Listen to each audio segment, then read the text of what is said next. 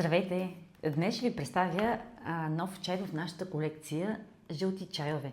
Китайски чай тикеча. Жълтият чай традиционно е само наполовина или частично ферментирал, подобно на улонга.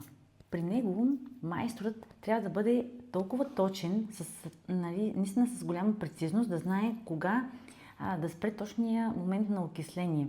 Използва се за освежаване, може да го пиете сутрин, съдържа кофеин, въпреки че е малко кофеин, и запарката трябва да бъде точно 2 минути, не повече, защото става много силен. Казва се жълт, защото в него има една съставка, която идва от какаото, теобромин. И затова се казва жълт цвят. Оцветява в жълто, вкусът е мек, има нотки на кайсия и е много освежаващ.